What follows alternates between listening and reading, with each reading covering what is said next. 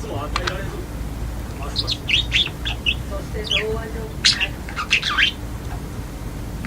この証明したって現地は取れなかったけど、申請の報告をまとめ渡したこと。刑務所に入れられるか。かなりは満点だ。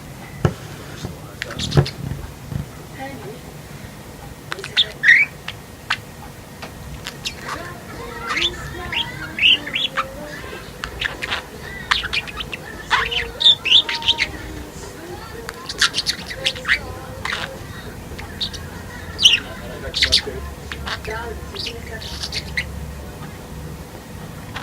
ここは潰れの橋だ。ガードナーが情報開示し、ベルグロの裏工作を話したら、みんな裏のことに一致したって。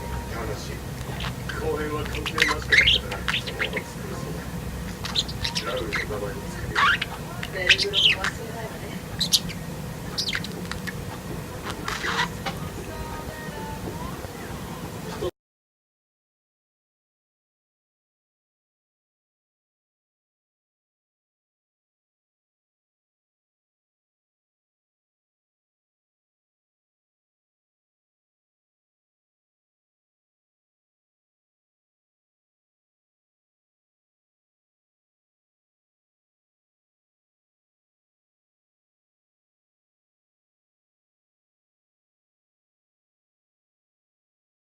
やりすぎて怖いよ。